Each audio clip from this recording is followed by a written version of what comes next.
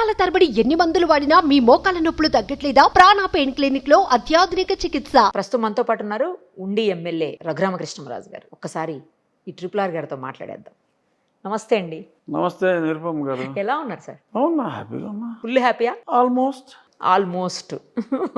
ఏంటి యాక్చువల్గా మిమ్మల్ని స్పీకర్ని చేస్తున్నారని, తర్వాత మీరు మంత్రి అవుతున్నారని ఇలా కూడా అప్పుడు వినిపించింది. నేను మిమ్మల్ని ఆ రోజు కూడా అడిగాను, స్పీకర్ అంటున్నారు సార్ అని. ఎందుకని మీరు వద్దన్నారా, లేకపోతే మీకు అవకాశం రాలేదా? ఎట్లా? ఎవరో వద్దనరు, అవకాశం రాలేదు. అవకాశం వేరే అర్హులకు వచ్చింది. కొత్తగా రావటం వల్ల పార్టీలోకి మీకు రాకపోయి ఉండొచ్చా? లేదు, అది నాకు తెలియదు. కొత్తగా పార్టీలోకి వచ్చింది చాలా మందికి కూడా వచ్చినాయి. మీరు బాగా లేట్ కదా. ఫస్ట్ టైం ఎమ్మెల్యే అయిన చాలా మందికి కూడా వచ్చినాయి. నాకన్నా లేట్ గా వచ్చిన వాళ్ళకి కూడా వచ్చినాయి. అవునా? ఓకే. ఇదేం క్రైటీరియా కాదు. కొంతమంది సీనియర్స్ కూడా రాలా ఆ మాటకు వస్తే. ముఖ్యమంత్రి గారికి వారి సొంత క్రైటీరియా ఉంటుంది, అందులో మనం ఫిట్ ఇన్ అయినట్టు లేము. So no regret. ఏమన్నా ఫీల్ అవుతున్నారా ఆ విషయం? లేదు లేదు, ఏం లేదా? ఫీల్ అవడానికి ఉంటుంది. అంటే మీ అభిమానులు ఏమన్నా ఫీల్ అవుతున్నారా? ఆ ఫీలింగ్ అయితే చాలా ఎక్కువగా ఉంది. సోషల్ మీడియా చూస్తే ఎవరికైనా అర్థం అవుతుంది. సో అది చాలా చాలా ఎక్కువగా ఉంది. వాళ్ళ ఫీలింగ్ చూసి నాకు అప్పుడప్పుడు కొంచెం ఫీలింగ్ అనిపిస్తుంది తప్ప, అంటే వాళ్ళ ఫీలింగ్ చూసి చాలా మంది ఫోన్లు చేస్తూ ఉంటారు. ఓకే. బాధపడుతూ ఉంటారు. ఎందుకు బాధపడతారు అంటే అటువంటి విన్నప్పుడు కొంచెం అనిపిస్తుంది. బట్ అగైన్ నేను అసలు కర్మ సిద్ధాంతాన్ని నమ్మేవాడిని. మనకి ఏది రాసి పెట్టుంటే అది సరైన సమయంలో జరుగుతుంది. అంతేలేండి. ఎక్స్టెన్షన్ లో రావచ్చు, లేకపోతే రాకపోవచ్చు కూడా, అంటే రావచ్చు రాకపోవచ్చు. బట్ నేను బేసిక్గా ఏంటంటే కర్మ సిద్ధాంతాన్ని నమ్మేవాడిని. రాసి పెట్టుంటే జరుగుతుందని. జరుగుతుంది, ఎవడో ఆపలేడు. కరెక్ట్. అది రాసి పెట్టినప్పుడు మనం ఎంత ప్రయత్నం చేసినా అవ్వదు. రైట్. ఇన్నేళ్లుగా మీరు ఎంపీగా ఉన్నారు, ఆల్మోస్ట్ 5 years ఎంపీ. తర్వాత ఇప్పుడు సడన్ గా ఎమ్మెల్యే అయ్యారు. ఏంటి డిఫరెన్స్ ఏమనిపిస్తోంది? అంటే పార్లమెంట్కి అసెంబ్లీకి డిఫరెన్స్ ఏమనిపిస్తోంది? ఎంపీకి ఎమ్మెల్యేకి ఏం డిఫరెన్స్ అనిపిస్తోంది మీకు? నార్మల్గా ఎంపీ అంటే నియోజకవర్గ పరిధి ఎక్కువ, బట్ ఓవరాల్ సూపర్విజన్ టైప్లోనే ఉంటుంది తప్ప మెయిన్ ఎంపీలకి పార్లమెంట్లో ఆ చట్టాల మీద ఆ చట్టాలను అర్థం చేసుకోవటం. అంటే యాక్చువల్గా చాలామంది ఎంపీని నేను అనుకోవటం ఇట్ ఈస్ టోటలీ మిస్అండర్స్టూడ్ ఏమో అని అనుకుంటున్నా. ఎందుకంటే ఎంపీలు ఎక్కువ ఫోకస్ సబ్జెక్ట్ మీద పెట్టాలి. ఓకే. దేశంలో చట్టాలు చేసే అత్యున్నత సభ పార్లమెంట్. కరెక్ట్. సో అదేవి ఇంటికి కొలాయి లేదనో, లేకపోతే వర్గ ప్రజలకు మైక్రో లెవెల్ పనులు చూడటానికి ఉద్దేశించింది కాదు. ఇక్కడ రెగ్యులర్గా వారం వారం కమిటీ మీటింగ్లు ఉంటాయి, దాని మీద ఫోకస్ చేయాలి. చట్టం మీద ఒక అవగాహన ఉండాలి. ఏదో చేతులు ఎత్తండ్రా అంటే చేతులు ఎత్తి టైప్ ఎక్కువైపోయారు ఇప్పుడు. బట్ అసలు చట్టం మీద ఒక అవగాహన ఉండటం, దాని మీద డిస్కషన్లో మాట్లాడటం, సో దానికి that needs lot of homework. So ఈ కొలాయిలు లేకపోతే బాత్రూమ్లు బాగోలేదంటాం ఎంపీ డ్యూటీ కాదు. బట్ ఎమ్మెల్యే వరకు వచ్చేటప్పటికి it's like you have to nurture like a nurse. నియోజకవర్గాన్ని you have to nurture like a nurse. అది నియోజకవర్గంలో బీభత్సమైన బాధ్యత ఉండదు. Will be overall responsible. మీ ఎంపీ నిధుల్ని సక్రమంగా ఎమ్మెల్యేలతో కోఆర్డినేట్ చేసి వినియోగించడం. మెయిన్ మేజర్ సమస్యలు ఏమన్నా ఉంటే, మీ ఏరియా సమస్యలు ఉన్నా పార్లమెంట్లో ప్రస్తావించడం, ఆ మంత్రులతో మాట్లాడతాం. Macro level with maximum area. ఇది micro level with much lesser area, but it's micro level ఇది. Okay. So totally different according to me. ఇక్కడ ఇది కూడా చట్టసభే, బట్ రాష్ట్రానికి సంబంధించిన చట్టాలు మనం చేసుకుంటాం. ఎందుకంటే రాజ్యాంగంలో షెడ్యూల్ 7 అని ఉంది. Only central government separate, state government చట్టాలు సపరేటు. సో సెంట్రల్ గవర్నమెంట్ చట్టాలు అన్నీ రాష్ట్రానికి ఉన్న సబ్జెక్టులు సంబంధించిన చట్టాలు మనమే చేసుకుంటాం. ఇప్పుడు పోలీస్ ఉంది, central government can't interfere. Education ఉంది, central government can guide, but it is the main subject of the state. అలాగే కొన్ని సబ్జెక్టులు రాష్ట్రంలోనే మనమే చట్టాలు చేసుకోవాలి. సో ఇది కూడా చట్టసభ ఈక్వల్లీ ఇంపార్టెంట్. బట్ ఇది దాంది. బట్ నేను చూసిన ఒక సిల్లీ డిఫరెన్స్ ఒకటి చెప్తా. ఏంటి సార్ అది? సిల్లీ డిఫరెన్స్ ఏంటంటే, ఈ అసెంబ్లీలో మొన్న నేను వెళ్ళినప్పుడు చూసింది ఏంటంటే, ఇప్పుడు పార్లమెంట్ అంటే ఎంపీల సభాస్థలి, ఇది ఎమ్మెల్యేల సభాస్థలి. సో ఎంపీలు అందరూ కూడా సమానమే, ఓకే ప్రైమ్ మినిస్టర్కి సపరేట్ ఆయన లోపలికి వెళ్ళి ఎంట్రీ ఉంటుంది సపరేట్గా. ఎంపీలందరికీ మెయిన్ గ్రాండ్ ఎంట్రీ వచ్చి ఎంపీలకే ఉంటుంది అక్కడ. ఓకే. ఏ అసెంబ్లీలో కూడా ఎంపీలు డైరెక్ట్గా సభా ప్రాంగణం ఉన్న మెయిన్ కారిడార్ దగ్గరే దిగుతారు. ఇక్కడ ఆంధ్రప్రదేశ్ పార్లమెంట్లో కానీ నాకు తెలిసి ఈవెన్ హైదరాబాద్ కంబైన్డ్ స్టేట్లో కానీ నేను తమిళనాడులో అసెంబ్లీ చూసా, ఇంకా చాలా చోట్ల వెళ్ళటం జరిగింది. ఎక్కడ ఎమ్మెల్యేలని బయట గేటు బయట దింపి లోపలికి తీసుకెళ్లే సాంప్రదాయం నేను చూడాల. బట్ నేను ఇక్కడ ఫస్ట్ టైం వెళ్తున్నాను, నేను మొన్నే కదా అసెంబ్లీకి ఫస్ట్ టైం వెళ్ళారు కదా. సో గేటు బయట ఎమ్మెల్యేలని దించి లోపలికి వెళ్ళమంటున్నారు. మంత్రుల వరకు వాళ్ళ కార్లు లోపలికి వెళ్తున్నాయి. పర్హాప్స్ ఎవడో పట్టించుకుని ఉండకపోవచ్చు. నేనైతే అది చూసిన వెంటనే ఒక లేఖ ఇది సరిచేయాలి అని చెప్పి మా స్పీకర్ గారికి, అయ్యన్న పాత్రుడు గారికి లేఖ ఇవ్వటం జరిగింది. I think most likely next సెషన్కి అది సర్వ్ అవుతుందేమో. ఎందుకంటే ఆ సభ మాది, మంత్రులు మేము అడిగే ప్రశ్నలకి సమాధానం చెప్పడానికి వస్తారు. ప్రజా సమస్యలు చర్చించడానికి శాసనసభ్యులకి అదొక వేదిక. ఏ బిల్లు పాస్ అవ్వాలన్నా అక్కడ తీసుకురావాలి, మేమే యాక్సెప్ట్ చేయాలి. మంత్రులు బిల్లు పెడతారు, క్యాబినెట్ బిల్లు పెడుతుంది, యాక్సెప్ట్ చేయాల్సింది శాసనసభ్యులు. ఎందుకంటే ఇప్పుడు నేను క్యాబినెట్లో లేను కాబట్టి శాసనసభ్యుడిగా మాట్లాడుతున్నాను. సో అటువంటి శాసనసభ్యుల సభలో మమ్మల్ని గేట్ బయట నుంచి మీరు నడిచి రండిరా అని చెప్పి మేము అడిగిన ప్రశ్నలకు సమాధానం చెప్పాల్సిన వాళ్ళు కారుల్లో తప్పు అని నేను అంటలా, వాళ్ళు రావటం తప్పు అంటలా, మమ్మల్ని గేట్ బయట దిగి వెళ్ళాలి అనటం కరెక్ట్ కాదేమో అని నాకు అనిపించి నేను మా సభాపతి గారికి విన్నవించడం జరిగింది. I think that anomaly will get corrected. అంటే డిఫరెన్స్ అని అంటే ఆ డిఫరెన్స్తో పాటు నాకు ఈ డిఫరెన్స్ కూడా అంటే నిన్నే లెటర్ కూడా ఇచ్చాను కాబట్టి చెప్పాలనిపించింది. లోపల కూడా చాలా పెద్ద స్పేస్ అక్కడ ఉంటుందేమో, ఇక్కడ కొంచెం తక్కువ ఉంటుందేమో కదా సార్. అంటే అది మేము 544 మంది, ఇది 175 కదా, తక్కువ కదా, కొంచెం చిన్నగా ఉంటుంది. అదేనా డిఫరెన్స్? ఇంకేమన్నా గమనించారా మీరు? లేదు, అంటే that is different ball game, this is different ball game. ఏది నచ్చింది మీకు? ఎంపీగా నచ్చిందా, ఎమ్మెల్యేగా నచ్చిందా? అంటే నాకు ఇప్పుడు ఈ ట్రాక్లో పడుతున్నా, ఈ ట్రాక్లో అలవాటు చేసుకుంటున్నా. అదర్వైజ్ నాకు డెఫినెట్గా నాకు ఇష్టమైనది అయితే ఎంపీఏ. ఓకే, నిజం చెప్పాలిగా. అంటే ఇది అది ఉన్నప్పుడు డిఫరెన్స్ మీకు తెలుసు. జనరల్గా ఏంటంటే ఎంపీలు ఉంటే రెగ్యులర్గా వాళ్ళు ఎంపీలే అవుతా ఉంటారు కొంతమంది. గ్రాస్ రూట్ పాలిటీషియన్ ఎవడో కూడా ఎంపీ అనేదాన్ని ప్రిఫర్ చేయడు, ఇష్టపడరు. Yes, correct. సఫోకేట్ అవుతారు. ఇన్ఫ్యాక్ట్ ఈవెన్ మా అచ్చెన్నాయుడు గారు, అయ్యన్న పాత్రుడు గారు ఇంత మునుపు ఎంపీ. చాలా మందికి ఎలా ఉంటుందంటే ఎప్పుడు వచ్చామో ఎప్పుడు వెళ్ళిపోయామో అని ఉంటుంది. అసలు ఉండలేరు ఢిల్లీలో, ఎందుకంటే ఇక్కడ పీపుల్ తోటి బాగా కనెక్ట్ అయి ఉంటారు. అక్కడ పట్టించుకునేవాడు ఉండడు. ఇక్కడ సొంత నియోజకవర్గం అనే ఒక ఫీల్ ఉంటుంది. అక్కడ ఇక్కడ సొంతనే కాదు, ఆల్వేస్ మీరు ప్రజల మధ్యన ఉంటారు. ఇక్కడ జనంతో కలిసి ఉంటారు, ఎప్పుడు జనంతో ఉంటారు. ఇక్కడికి వెళ్తే ఏదో ఎడారిలో ఒంటరిని వదిలేస్తే ఎలా ఉంటుందో అలా ఫీల్ అయిపోతారు. అందరూ ఆ చట్టాలు చదివి అర్థం చేసుకోవటం అంత ఈజీ కాదు. కామన్ సెన్స్తో పాటు నాలెడ్జ్ కూడా ఉండాలి. అందరికీ లేదని నేను అంటాం కరెక్ట్ కాదు, but it need lot of study. వీళ్ళకి ఏంటంటే గ్రాస్ రూట్ పొలిటీషియన్స్కి ఎంతసేపు ప్రజల మధ్యన అలవాటైపోయి చాలా సఫకేట్ అవుతారు. కొన్ని విషయాల్లో చాలా మంది ఈ టికెట్ రాకపోతేనే అది ప్రిఫర్ చేస్తారు. అయితే కొన్ని విషయాల్లో ఎంపీగా బాగుంది, కొన్ని విషయాల్లో ఎమ్మెల్యేగా బాగుంది. చాలా మంది దొరక అటు వెళ్తారు, నేను అది దొరక ఇటు రావాలి. సో మీరు చెప్పినట్టు నాకు అర్థమైంది ఏంటంటే కొన్ని విషయాల్లో ఎంపీగా బాగుంది, కొన్ని విషయాల్లో ఎమ్మెల్యేగా బాగుంది. అవును. నియోజకవర్గానికి వెళ్ళొచ్చినట్టున్నారు కదా, మళ్ళీ ఇవాళ వెళ్ళిపోతున్నా. ఇక్కడ ఉండటం వల్ల ఒక అడ్వాంటేజ్ మీ ప్రజలకి ఏంటంటే మీరు ఎంపీగా ఉండకుండా ఎమ్మెల్యేగా ఉంటే ఒక అడ్వాంటేజ్ ఏంటంటే ఎక్కువగా మీరు కాన్స్టిట్యుయెన్సీలో ఎక్కువే, చాలా ఎక్కువ. ఎందుకంటే అది ఉన్నప్పుడు ఎవ్రీ వీక్ మాకు పార్లమెంట్ సమావేశాలు, అసెంబ్లీ సమావేశాల కన్నా అట్లీస్ట్ రెట్టింపు రోజులు ఉంటుంది.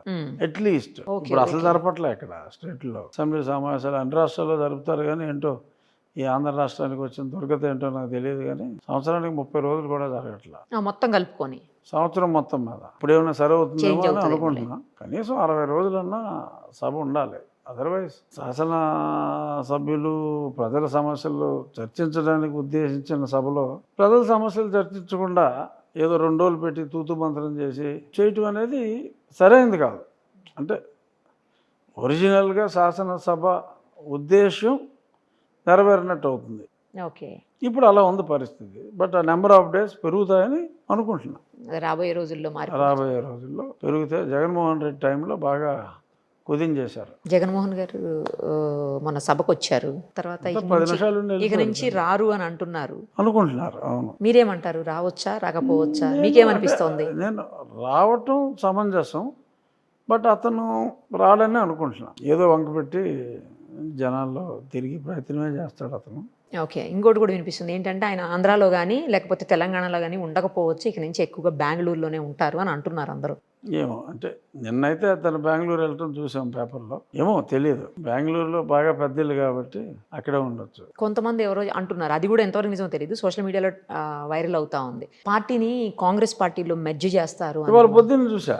అది నేను కూడా మార్నింగే చూసాను. ఎందుకంటే అట్లా జరుగుతుండొచ్చు అంటారు. నాకు తెలిసి ఎలా వచ్చిందో కాంగ్రెస్ పార్టీ అంతా వైఎస్ఆర్ అయింది. వైఎస్ఆర్ తర్వాత ఇప్పుడు మరి ఇతను ప్రజాకంటక పాలనతో చాలా చెడ్డ పేరు వచ్చింది. నాకు తెలిసి ఎవరో మిగలరు. ఈ 11 మందిలో కూడా ఎంతమంది ఉంటారో I have my own doubts. అంటే వీళ్ళు తీసుకుంటే అదే మీరు రెడీగా ఉన్నారా అని అనబోదు. ఏమో నాకు తెలియదు. ఎందుకంటే I'm two small a fellow in the system.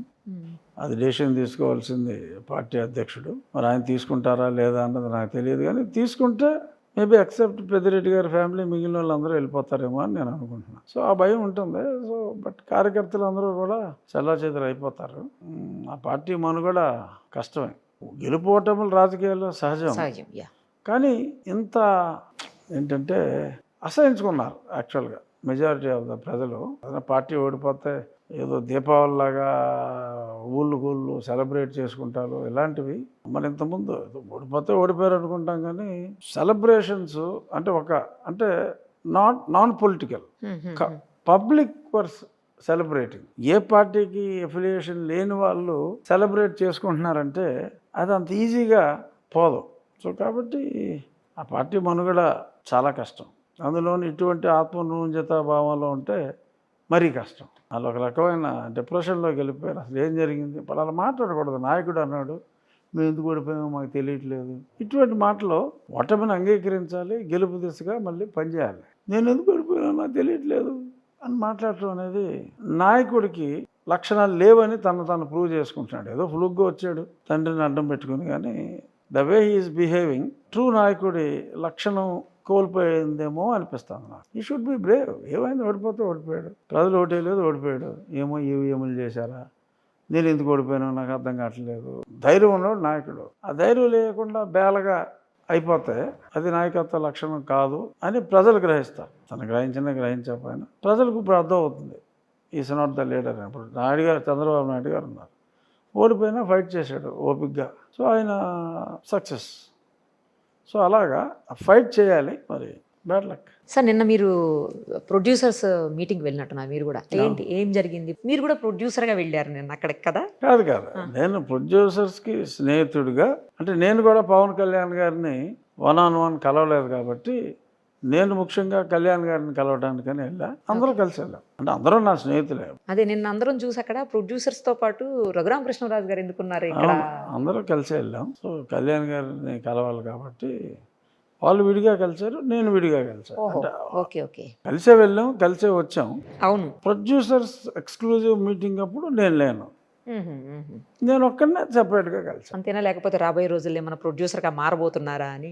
లేదు, పార్ట్ ఆఫ్ సినిమాలే. నేను ప్రొడ్యూసర్గా ఉన్నా లేకపోయినా, సినిమాలు తీయకపోయినా సినిమా ఇండస్ట్రీ నాకు మనసుకు దగ్గరగా ఉన్న ఇండస్ట్రీ. ఏదైతే అరెస్ట్ దగ్గర నుంచి తర్వాత వరకు ఉందో అది మూవీ కూడా చేస్తారు అని ఆ మధ్యన వినిపించింది. సడన్ గా ఎందుకో మరి మీరు క్యాన్సిల్ చేసుకున్నారని చాలా మంది నాతో మాట్లాడారు. కానీ అంటే అది బ్యాడ్ చాప్టర్.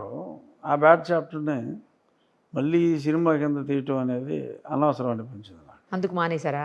నాకు తీసే ఇంట్రెస్ట్ లేదు. చాలా మంది అదే వేరే వాళ్ళు, అంటే మీరు ఒప్పుకుంటేనే కదా అవతల మాట్లాడినప్పుడు అది వద్దు, అదొక పీడకల, మళ్ళీ దాన్ని మరీ గుర్తు చేసుకోవటం అనేది అనవసరం. ఎందుకంటే సింపతి కోరుకునేవాడు దాని గురించి మాట్లాడాలి. నాకు సింపతి అంటే అసలు ఇష్టం ఉండదు. ఆమె ఫైటర్ బేసిక్గా. ఏ క్రైసిస్లో కూడా ఈ క్రైసిస్లో ఆపర్చునిటీ ఏంటి అన్నదే చూస్తాను తప్ప ఏడుస్తూ కూర్చోండి నేను ఎప్పుడు. జాలి అంటే ఇష్టం ఉండదు, ప్రేమ అంటే ఇష్టం ఉంటుంది కానీ ఓకే, జాలి ఇష్టం ఉండదు. అందుకని అలాంటి మూవీ చేయదలుచుకోలేదు, చేయకూడదు అని అనవసరం. decide అయ్యారు. సంఘటన గురించి తెలుసుకునే ఎన్నో లక్షల మంది బాధపడ్డారు, ఆ ఇన్సిడెంట్ గురించి తెలుసు. ఇన్సిడెంట్ తెలుసుకుని మళ్ళీ సినిమాగా చూపెట్టి ఇంకా బాధ పెట్టడం అనేది అది కరెక్ట్ కాదు నా దృష్టిలో. ఎందుకంటే నాకు సింపతి అవసరం లేదు కాబట్టి. రైట్. రఘురామ కృష్ణంరాజు గారు ఎప్పుడు ఇలాగే సెటైరికల్గా మాట్లాడుతూ ఎదుటి వాళ్ళని ఇబ్బంది పెడుతూ ఇబ్బంది పెట్టకుండా అలా ఒక డిఫరెంట్ వేలో పోతూ ఉంటారా ఎప్పుడు కూడాను? ఏం మరి అది అలా వచ్చేసి ఉండొచ్చు. నేను ఇబ్బంది పెట్టాలి అని డెఫినెట్గా అనుకోను. మరి కొన్ని మాటలు ఇబ్బంది పెడితే పెట్టచ్చు, but it's not intentional. Okay, maybe accidental, యాదృచ్ఛికం. అది కూడా అలాగే చెప్పారు కదా సార్. ఇప్పుడు నేను అడిగిన దానికి ఆన్సర్ కూడా అలాగే చెప్పారు మీరు. ఏమో మరి అయితే. ఇప్పుడు కాన్స్టిట్యున్సీలో 5 ఏళ్ల నుంచి ఉన్న ఏ ఇష్యూస్ మీ దృష్టికి వచ్చి ఉన్నాయి, ఏ ఇష్యూస్ని మీరు ఇప్పుడు అడ్రస్ చేయబోతున్నారు ఇమీడియట్గా? నా అసెంబ్లీలో గత 5 సంవత్సరాలుగా మాది బేసిక్గా అగ్రికల్చర్ బేస్డ్ అయితే కాన్స్టిట్యున్సీ మొత్తం ఓన్లీ అయితే ఆక్వా లేదంటే వ్యవసాయం పరిశ్రమలు, ఆక్వా పరిశ్రమలే ఉన్నాయి, ఒక 9-10 రైస్ మిల్స్ ఉన్నాయి. అంటే అగ్రికల్చర్ ఆక్వాకల్చర్ రిలేటెడ్ ఇండస్ట్రీ తప్ప ఓకే, వేరే ఇంకేమీ లేదు. సో అగ్రికల్చర్ అంటే కావాల్సింది నీరు రావాల్సింది పంట కాలువల ద్వారా, నీరు పోవాల్సింది డ్రైన్ల ద్వారా. గత 5 సంవత్సరాలుగా పంట కాలువ మీద కానీ డ్రైన్ మీద కానీ ₹1 కూడా ఖర్చు పెట్టాల. అంటే ₹1 అంటే నిజంగా ₹1. ఎమ్మెల్యేలకు నిధులే ఉండవు. ఫిజికల్గా ₹1 కూడా ఖర్చు పెట్టాల. Not even a single penny irrigation and డ్రైనేజీల మీద ఖర్చు పెట్టాల. వ్యవసాయమే ఇంపార్టెంట్. అవును, అయినా సరే ఖర్చు పెట్టలేదు. సో మొత్తం అంతా ఆల్మోస్ట్ చాలా చోట్ల పూడు పని, గుర్రపు డెక్క కావచ్చు, సమాదర్ వీడు, వాటర్ మూవ్మెంట్ బాగా పడిపోయింది. సో దాంతో రైతులు బాగా ఇబ్బంది పడుతున్నారు. ప్రభుత్వం దగ్గర ఇప్పుడు ₹1 కూడా లేదు. ఇంత జగన్మోహన్ రెడ్డి గారు గొల్ల చేసి వెళ్ళిపోయాడు. సో దానికి ఏంటి సొల్యూషన్ అంటే, మాకు కలెక్టర్ గారు నేను ట్రాన్స్ఫర్ అయ్యాడు, ఆయన డైనమిక్ ఆఫీసర్, నేను ఆయన కూర్చుని మాట్లాడుకుని మరి ఏం చేయాలి, మేము మాట ఇచ్చాం, పనులు ఆగడానికి వీల్లేదు, అలాగని మీ ప్రభుత్వానికి డబ్బులు ఇస్తే ఏ అకౌంట్లోకి తీసుకెళ్తారో తెలియదు, ఒక fund I will take the initiative, ముందు నేను కొంత డబ్బు ఇచ్చి నా స్నేహితుల దగ్గర డబ్బు తీసుకొచ్చి మీరు పర్సనల్గా కొంత తీసుకొస్తాను, రైతులను కూడా ఎకరానికి ₹1000 ఇమ్మని నేను వాళ్ళని కలిసి మోటివేట్ చేస్తాను, మన పనులు మనం చేసుకుందాం, కాంట్రాక్టర్కి ఇవ్వకుండా ఎక్విప్మెంట్ని మనం అవర్లీ బేసిస్లో తీసుకొచ్చి మా పని మేము చేసుకుంటాం. బట్ ఇదంతా ప్రభుత్వ అజమాయిషీలోనే జరగాలి. ప్రైవేట్ వాళ్ళు డబ్బు సమకూరుస్తారు, ఒక అకౌంట్లో డబ్బులు వేద్దాం, మీరు వర్క్ ఆర్డర్స్ ఇవ్వండి, ఓకే, మ్యాన్ అవర్ బేసిస్లో పని చేయడానికి. ఎందుకంటే మనంతటా మన కాలంలో దిగి పని చేయడానికి లేదు, ప్రభుత్వం ఆ ఇంజనీర్లు సూపర్విజన్లో జరగాలి. So you give only supervision and మేము సర్టిఫై చేసిన దానికి మా డబ్బులు వాళ్ళకి ఇవ్వండి. ప్రైవేట్ ఫండ్ అయినప్పుడు కూడా ప్రభుత్వం ఇంటర్ఫీరెన్స్ లేదంటే మనం వర్క్ చేయలేము, ఎందుకంటే అడ్మినిస్ట్రేటివ్ శాంక్షన్స్ కావాలి ప్రతిదానికి. And I wanted to make government also as a part. So ప్రభుత్వం కూడా మీరు ఇవ్వగలిగితే కొంత అమౌంట్ జనరల్ రిపేర్లు, ఎమర్జెన్సీ రిపేర్స్కి సంబంధించి ఏదైనా ఉంటే మీరు కూడా ఈ కంట్రిబ్యూట్ లిటిల్, పర్హాప్స్ 90% నా స్నేహితులు కానీ ప్రజలు కానీ ఇస్తే 5%, 10% ఇవ్వగలిగితే ఇవ్వండి. But you only monitor the fund. మా రైతులు సర్టిఫై చేస్తారు, ఇన్ని గంటలు పనిచేసింది, ఇంత ఏరియా, ఇన్ని స్క్వేర్ మీటర్స్ ఏరియా మేము క్లీన్ చేసుకున్నాం, ఇన్ని గంటలు పట్టింది అని వాళ్ళు సంతకం పెడతారు. ఆ ఏరియా కరెక్టా కాదా, ఆ టైంకి ఆ క్లియరెన్స్ చేసిన ఏరియాకి మ్యాచ్ అయిందా లేదా అని అధికారులు వాళ్ళ ఇంజనీరింగ్ క్యాల్కులేషన్ చేసి వాళ్ళు సంతకం పెడతారు. Collector will release the money. So ఆ బేసిస్లో మేము యుద్ధ ప్రాతిపదికన పనులు మొదలుపెట్టాం. Already works are going at various key points దగ్గర. కంజెషన్, వాటర్ మూవ్మెంట్ కంజెషన్ లేకుండా డోజర్లతో, పొక్లైనర్లతో పంటలేసి, కొన్ని చోట్ల వైడ్గా ఉన్న దగ్గర ఈ పొక్లైనర్ హెడ్ దొరకదు, వైడ్ ఏరియాల్లో పెద్ద డ్రైన్లో అయితే పంటలు అని ఉంటాయి. సో ఆ పంటలు వేసి దాన్ని వాడుకుని కొంచెం ఎక్స్పెన్సివ్ దీనికన్నా. ఓకే.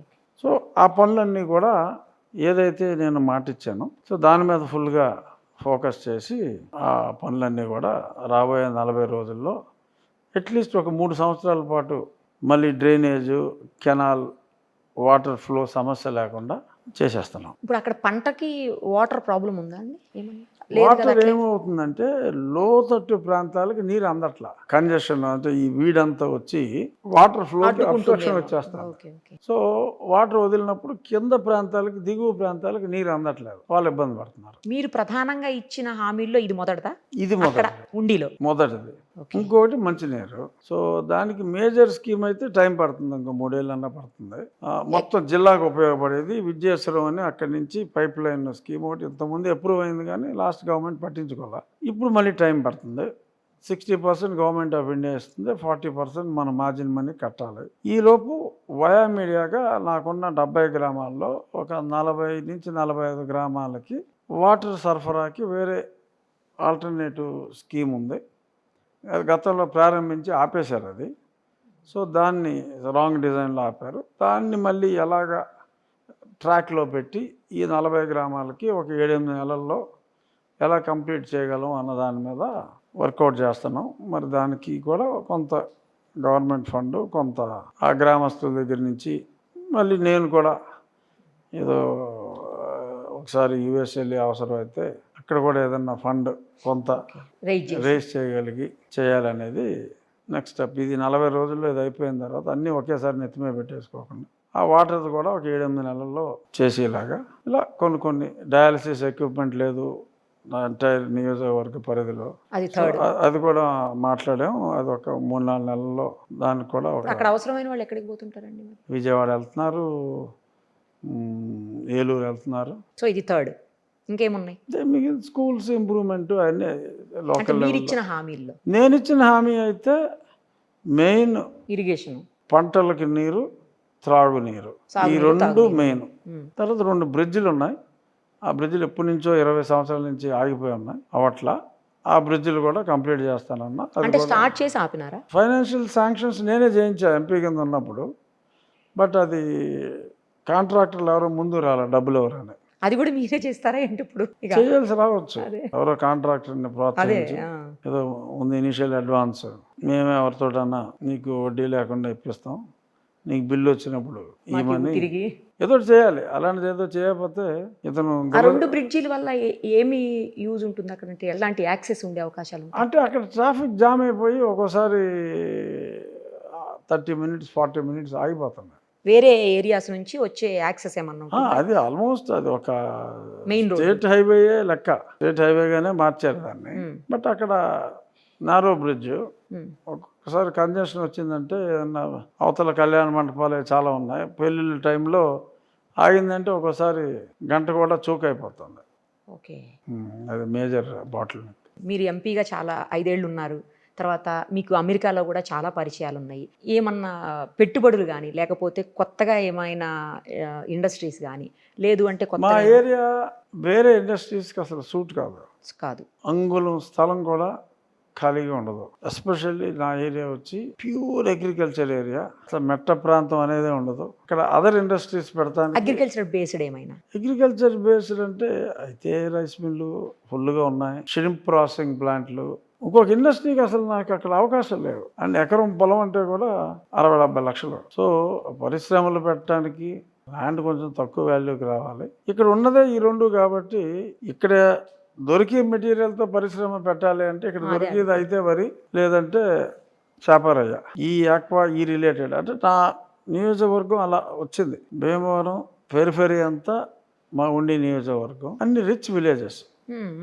మా దగ్గర పీపుల్ ఆర్ రిచ్, అందుకనే I'm able to mobilise the resources. So they need good leadership, good coordination with the government. So వెంటనే ఏం కావాలన్నా, ఇప్పుడు కలెక్టర్తో మాట్లాడాలన్నా ఆర్ ఈవెన్ సీఎం ఆఫీస్తో మాట్లాడాలన్నా, because of my access to the highest authorities, వేరే వాళ్ళకి 4 రోజులు పడుతుంది అనుకుంటే నేను 1 రోజులో చేయగలను. అది నాకు అడ్వాంటేజ్. అమరావతి ఇప్పుడు అందరూ కూడా వచ్చినప్పటి నుంచి అమరావతి ఊపిరి పీల్చుకో అని చెప్పేసి చూసాము. తర్వాత ఇప్పుడు అమరావతినే మేజర్గా డెవలప్ చెబుతున్నాను. మొత్తం పిచ్చి మొక్కలు అవన్నీ పీకేసి అంతకుముందు ఉన్న సగం కన్స్ట్రక్షన్స్ అయ్యి ఆగిపోయి ఉన్నాయి, మొత్తం కూడా సెట్ చేస్తూ ఉన్నారు. ఇప్పుడు రాజధాని అంటే అమరావతి అని చెప్పుకునేటువంటి పరిస్థితి. ఒకటే 3 రాజధానులు ముచ్చట్లు క్లోజు, ఒకటే రాజధాని అమరావతి. సో దాని మీద ఫుల్ ఫోకస్ ముఖ్యమంత్రి గారు పెట్టారు. యుద్ధ ప్రాతిపదికన అయితే పనులు మొదలు పెట్టేస్తున్నారు.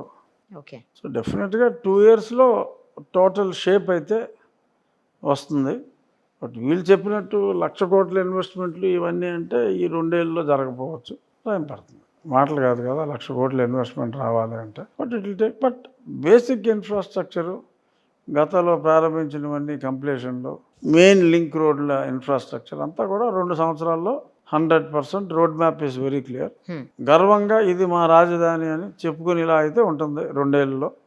5 ఏళ్ళలో రూపురేఖలు పూర్తిగా మారిపోతాయి. ఇంకా ఆంధ్రాలో రియల్ ఎస్టేట్ కూడా బాగా పెరుగుతుంది అని అంటున్నారు అందరూ. ఎందుకు గవర్నమెంట్ మారిన వెంటనే 15,000 గజం ఉన్నది 30,000 అయిపోయింది అక్కడ అమరావతిలో.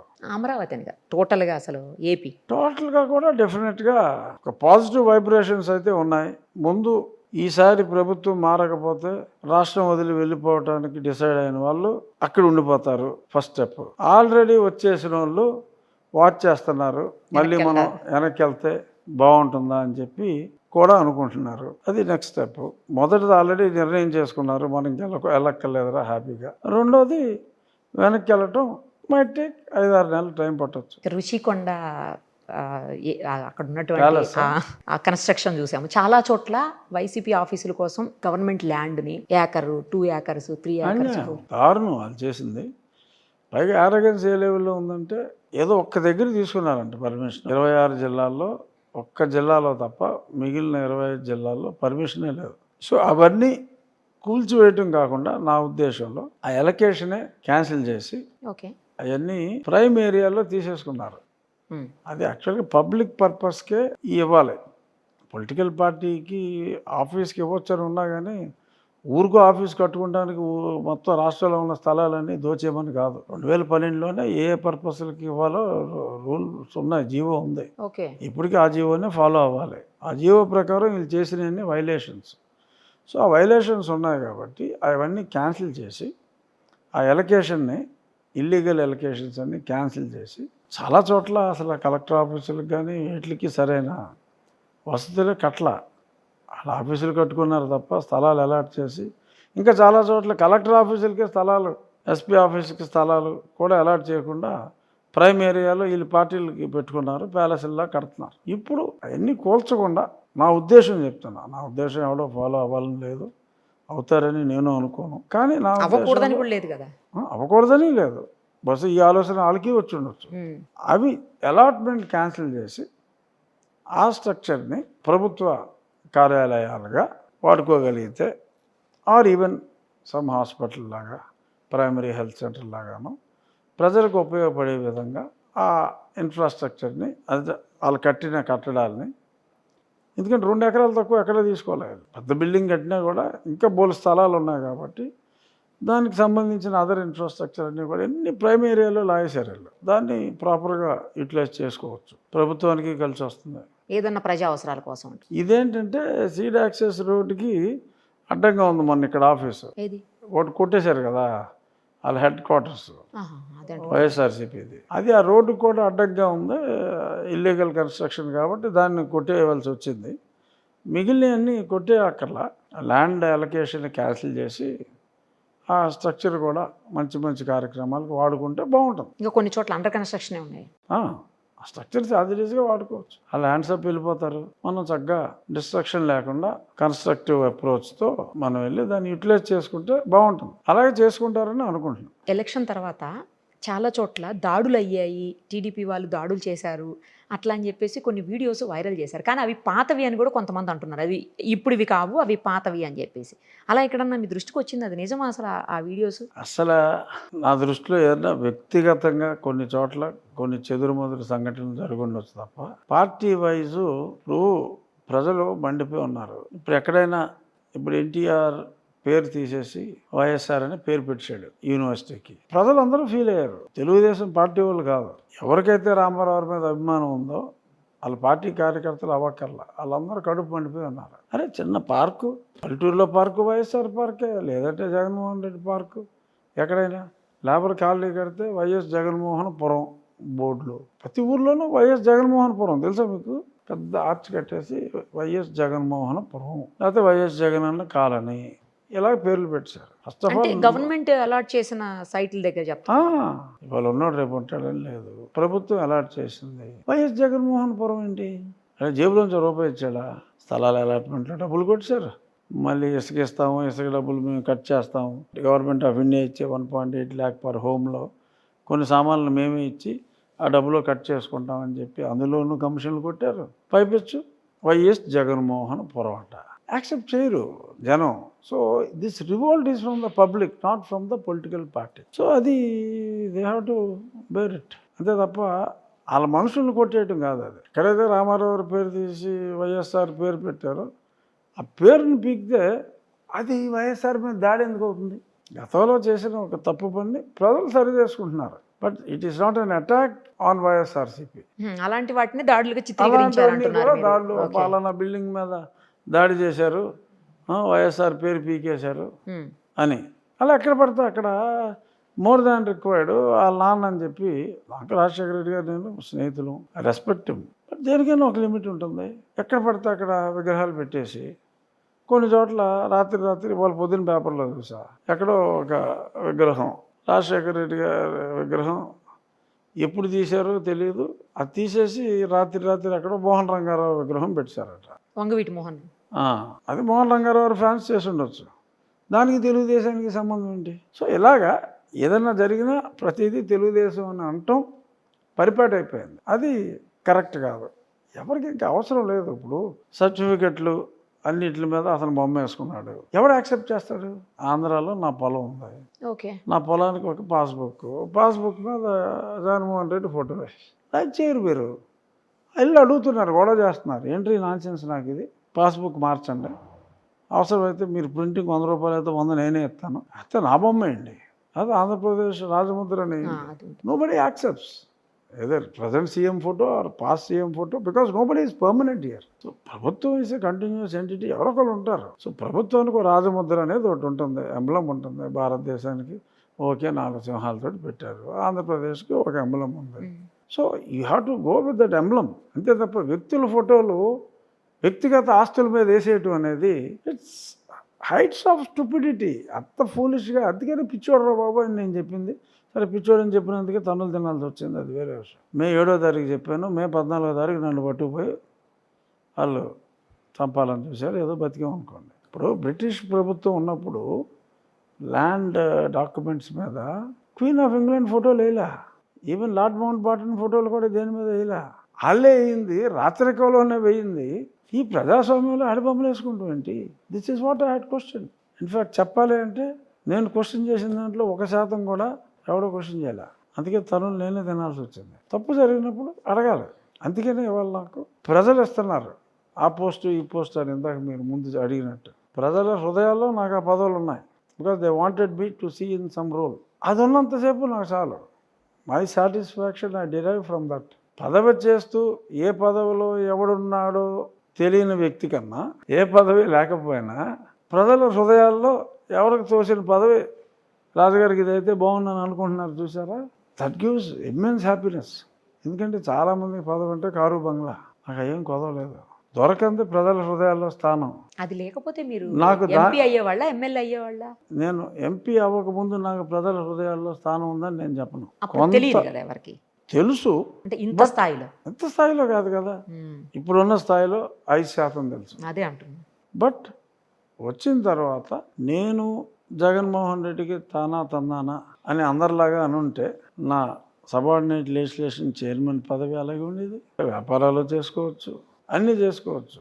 బట్ నేను ఎందుకు ఫైట్ చేశానంటే దారుణంగా తప్పులు జరుగుతున్నాయి అని I stood by the people against Jaganmohan Reddy. ఉన్న పదవులను కాదనుకుని ఎంపీ కూడా పోతుందన్నా కూడా మెంటల్గా ప్రిపేర్ అయ్యి I stood by the people. ఇవాళ అందుకనే నేను పదవి ఇస్తే ఎవడో కాదండి, అది వేరే విషయం. పదవి రాకపోయినా కూడా నేను ఏ ప్రజల కోసం అయితే నాకున్న పదవిని నేను వదులుకున్నానో గతంలో, ఆ ప్రజల హృదయాల్లో కూడా స్థానం లేకపోతే నేను బాధపడాలి. మీరు అడిగారు ఇందాక ఏ పదవిలో రాలేదు కదా, బాధగా లేదా? నిజంగా బాధ లేదు. అలాగే నేను హ్యాపీగా ఉన్నాను, పదవి లేకపోతే ఉల్లాసంగా ఉన్నాను అని తొక్కలో డైలాగులు చెప్పను. బట్ హానెస్ట్గా చెప్పేది ఏంటంటే I'm not unhappy for not getting the post and I'm really very happy for the public affection towards me. ఇంకెవడి గురించి అన్నా వీడికి ఇవ్వలేదు అన్యాయం, వీడికి ఇవ్వలేదు అన్యాయం అని మాట్లాడారా? ఒక్కడి గురించి మాట్లాడలేదు కదా. నా గురించే మాట్లాడుతున్నారంటే ఇంతకంటే అదృష్టం ఏం కావాలి? ఒక రకంగా ఎస్ హ్యాపీనెస్ అది. చాలా బాగా చెప్పారు మీ అనాలిసిస్ ఈ విషయంలో. రైట్. మొన్న మనం చూసాము పదవిలోకి వచ్చిన తర్వాత చంద్రబాబు గారు కానీ, లోకేష్ గారు కానీ, తర్వాత పవన్ కళ్యాణ్ గారు కానీ ఎక్కడ కక్ష సాధింపు చర్యలు ఉండవు, మనమంతా కూడా సుపరిపాలన అందించే దిశగా మాత్రమే ప్రయత్నం చేస్తాము అని ఆ దిశగా మొదలు కూడా పెట్టేశారు అనుకోండి. అవి చూసిన తర్వాత మీకేమనిపించింది అవి విన్న తర్వాత? అది డెఫినెట్గా that is the right direction, but at the same time it should not lead to ఎవరైతే చట్టాన్ని అతిక్రమించి తప్పు చేశారో వారిని చట్ట ప్రకారం కూడా శిక్షించకుండా వదిలేస్తే అది చేతకంతనం అవుతుంది. కక్ష సాధించడం వేరు, కర్తవ్యం నిర్వహించడం వేరు. కానీ చట్ట ప్రకారం ఏది చేశారు? చట్ట ప్రకారం ఇప్పుడు నన్ను కొట్టాడండి సునీల్ కుమార్, సినిమా తీశాడు, కొట్టాడు, నేను కంప్లైంట్ ఇచ్చా, ఒక ఎమ్మెల్యేగా కంప్లైంట్ ఇచ్చా. ఇప్పుడు దాకా ఎఫ్ఐఆర్ అవ్వలేదు. సో నేను ఫాలోఅప్ చేస్తున్నా. ఆయన ఇప్పుడు ఎక్కడున్నారండి? ఏ పోస్ట్ లేదు, జిఐడికి రిపోర్ట్ చేయమన్నారు. కానీ చాలా మందికి ఆ టైంలో, అంటే మీరు ఒక్కళ్ళే కాదు చాలా మందిని కూడా ప్రాబ్లం క్రియేట్ చేసినట్టున్నారు ఆ టైంలో అందరి విషయంలో. పట్టాభి గారిని కొట్టారండి, డెఫినెట్గా పట్టాభి గారు కేసు పెట్టాలి, కంప్లైంట్ ఇచ్చి ఉండొచ్చు, బహుశా రిజిస్టర్ చేసి ఆ కొట్టిన వాళ్ళ మీద చర్యలు తీసుకోవాలి. అదే నేను చెప్పేది. నేను ఒక ఎగ్జాంపుల్గా నా పేరు చెప్పుకున్నా. మీలాంటి పెద్దవాళ్ళే కాదు, అంటే ఎమ్మెల్యేలు ఎంపీలే కాదు, లేకపోతే పార్టీ నాయకులు కాదు, చిన్న కార్యకర్తలు. అదే నేను చెప్పేది. ఇంత పెద్దవాడిని కొడితే కూడా దిక్కు లేదు అని అనిపించుకోకూడదు. అది తప్పు చేసిన ప్రతివాడిని, చిన్నవాడు అవ్వచ్చు, ఎవడైనా అవ్వచ్చు. ఓకే, నేను ఎంపీని, పట్టాభి గారు party spokes person, Kollu Ravindra X minister, వీళ్ళందరూ కూడా కస్టోడియల్ టార్చర్ గురైన వాళ్ళే. కొందరు చెప్పుకోవచ్చు, కొందరు చెప్పుకోకపోవచ్చు, అది వేరే విషయం. సో వాళ్ళ మీద చట్ట ప్రకారం చర్యలు తీసుకుంటే ఈ చట్ట ఉల్లంఘన తర్వాత వచ్చేవాడు చేయడు. Okay okay. ఇప్పుడు ఉదారమైన స్వభావంతో బుద్ధుడిగే, నేను గతంలో మీకు తెలుసో తెలీదో మళ్ళీ నేనే బుద్ధుడినే మళ్ళీ పుట్టాను, బుద్ధం శరణం గచ్చామి, ఏదో రాజుగారిని కొట్టాడు, వాడు తప్పుకు వాడే బాధపడతారని వదిలేశారు అనుకోండి. సో ప్రజల్లో ఇట్లా గివ్ రాంగ్ మెసేజ్. అంటే వదిలేస్తారని నేను అంటలా, తప్పు చేసిన వాళ్ళు వదలరు. బట్ కక్ష అంటే ఎక్కడో ఏదో ఊర్లో సడన్గా ఫ్లాష్ లాగా వచ్చి ఎవరినో కొట్టేశారనుకోండి, వీళ్ళు వెళ్ళి వాళ్ళని కొట్టేశారనుకోండి, అది కక్ష అవుతుంది. ఆ కొట్టినోడిని ఐడెంటిఫై చేయగలిగి అలాంటి దొమ్మి చేసినోడికి ఒక 6 నెలల శిక్ష ఉందనుకోండి చట్టం ప్రకారం, 6 నెలలు జైలు వేయండి. ఆడు మళ్ళీ తప్పు చేయడు. వదిలేశారనుకోండి, నన్ను కొట్టినోడిని కాలు కట్టేసి, నన్ను చితకబాదిన 4 కాళ్ళు కట్టేసి కొట్టమంటలా. చట్ట ప్రకారం ఆ తప్పు చేసినోడికి ఒక 2 ఏళ్ళు ఉందా లేదా 4 ఏళ్ళు ఉందా శిక్ష వేసేయండి అది అంటాను నేను.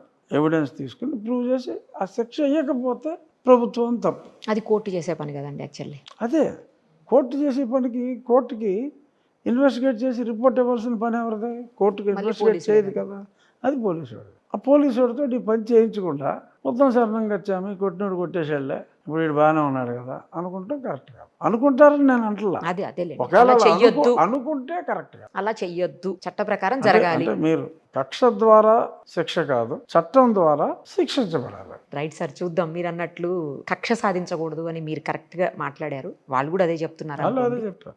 చట్ట ప్రకారం ఏది జరగాలో అదైతే ఖచ్చితంగా కోర్టు చూస్తుంది. ఎందుకంటే కోర్టు దృష్టిలో ఎవరైనా సమానమే కదా. అవును, రూల్ అనేది అందరికీ ఒకటే రకంగా ఉంటుంది. ఆ చట్ట ప్రకారం ఏమున్నాయో అవి జరగాలని చెప్పి మనం కూడా కోరుకుందాం. అంతే. Thank you sir. Thank you so much. Thank you. Suman టీవీలో మీ పర్సనల్ అండ్ బిజినెస్ ప్రమోషన్స్ కోసం కింది నెంబర్కి కాంటాక్ట్ చేయండి.